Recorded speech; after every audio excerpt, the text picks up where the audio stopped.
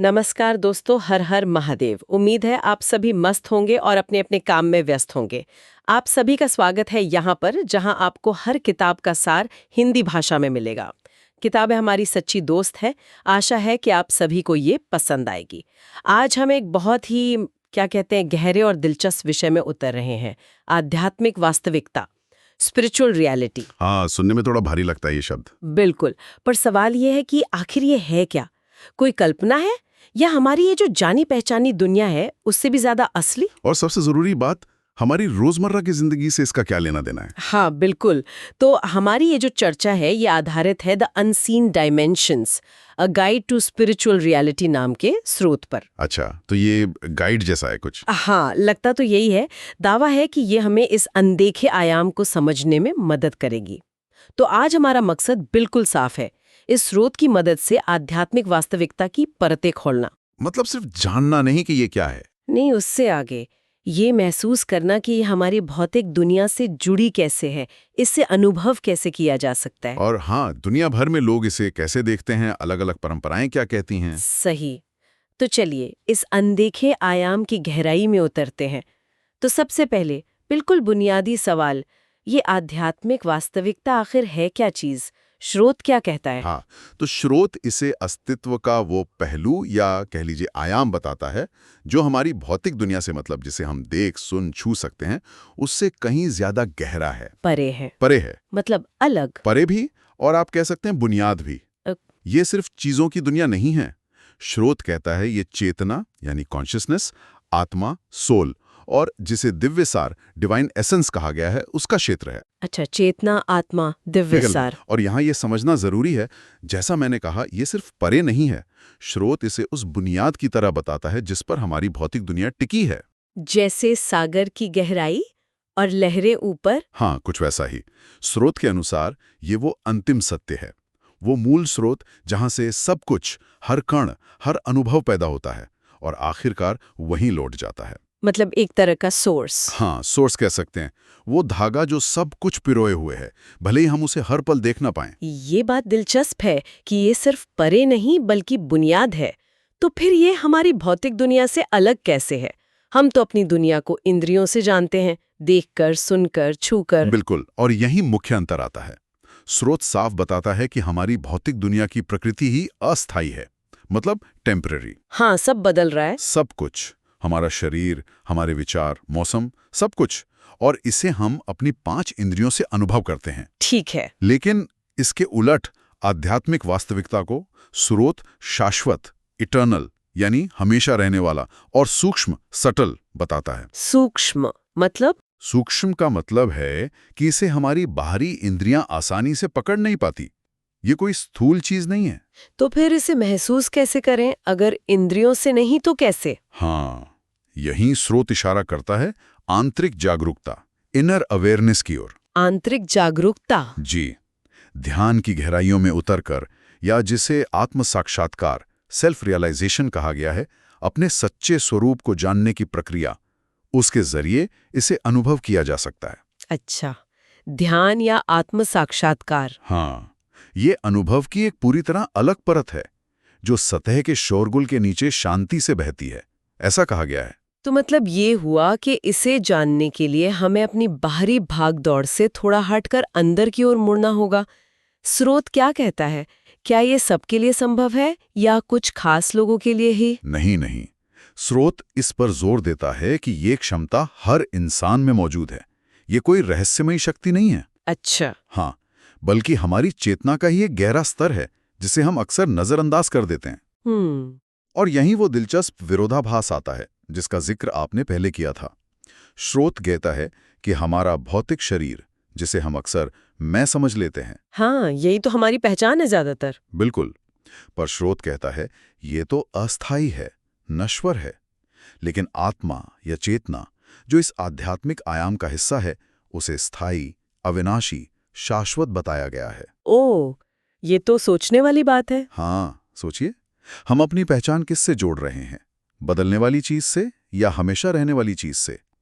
ये सवाल स्रोत बार बार उठाता है। ये पहचान वाला बिंदु बहुत गहरा है। इस पर हम आगे और बात करेंगे, लेकिन इससे पहले एक और चीज जो स्रोत सामने लाता है कि इस परम वास्तविकता को अलग-अलग जगहों पर अलग-अलग सभ्यताओं ने कई नाम दिए हैं। हाँ, और ये सिर्फ नामों की लिस्ट नहीं है। स्रोत इसे इस बात का सबूत मानता है कि इंसान ने हमेशा इस गहरी सच्चाई को महसूस करने और बयान करने की कोशिश की है। भले ही भाषाएं और संस्कृतियां अलग रही हों। बिल्कुल। जैसे कि स्रोत किन नामों का जिक्र करता है? स्रोत कई नाम बताता है, जैसे ईश्वर, ब्रह्म, हाँ, ब्रह्म तो सुना है। परम सत्य, शून्य, ताओ या सार्वभौमिक चेतना। अच्छा। ऐसे कई नाम हैं। हिंदू दर्शन में इसे ब्रह्म कहा जाता है, जो सब कुछ का आधार है। सूफी इसे हक या परम सत्य कहते हैं।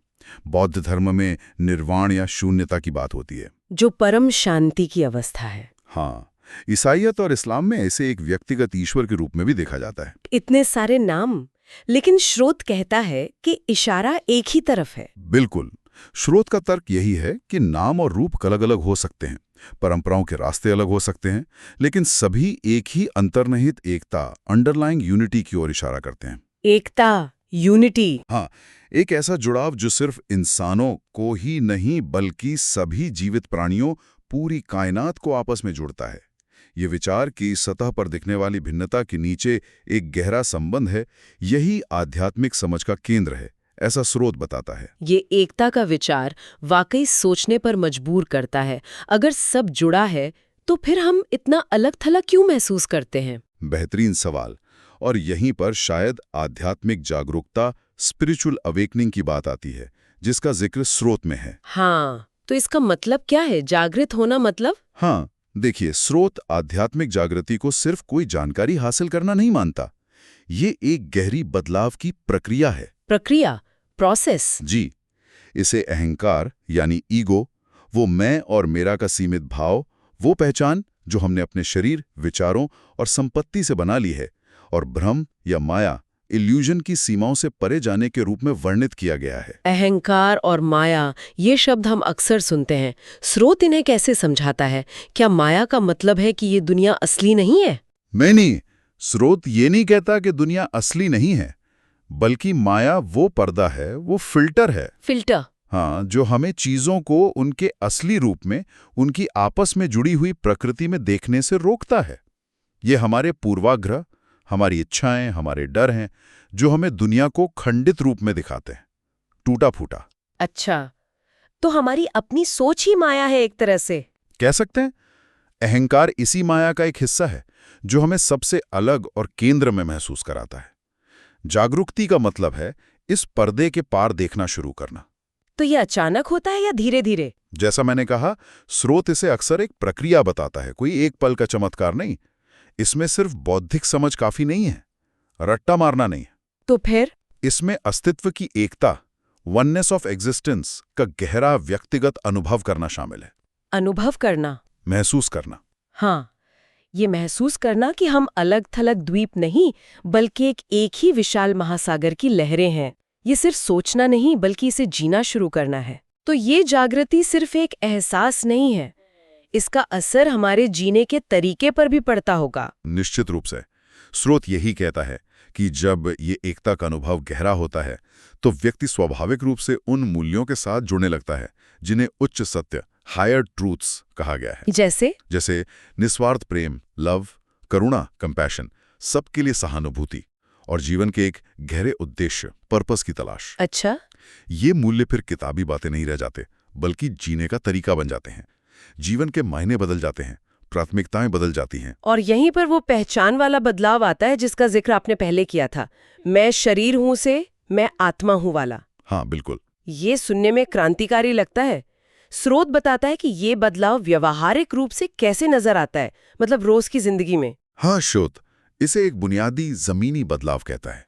सोचिए जरा, अगर कोई सच में ये महसूस करने लगे कि मैं सिर्फ ये 5-6 फुट का शरीर नहीं हूं, बल्कि वो चेतना हूं जो इस शरीर के जरिए अनुभव कर रही है, तो उसका जीवन कैसे बदलेगा? कैसे? स्रोत कुछ संभावित बदलावों की ओर इशारा करता है, जैसे मृत्यु का भय कम होना। हाँ, ये तो होगा। अगर आप खुद को अविनाशी आत्मा मानते हैं, तो शरीर के अंत का भय उतना गहरा नहीं रहेगा। फिर प्राथमिकताओं में बदलाव, चीजें जमा करना कम जरूरी लगेगा शायद। हाँ, भौतिक चीजों को जमा करने या बाहरी सफलता की अंधी दौड़ शायद कम महत्वपूर्ण हो जाए। आंतरिक शांति, समझ और दूसरों की मदद ज्यादा मायने रखने लगे। और रिश्ते? रिश्ते भी गहरे हो सकते हैं, सिर्फ जरूरत या लेन देन पर आधारित ना होकर आत्मा के स्तर पर जुड़ाव, दूसरों में भी वही दिव्य सार देखने की कोशिश। और मुश्किलें, जीवन की चुनौतियां? वो तो रहेंगी, पर उन्हें देखने का नजरिया बदल सकता है।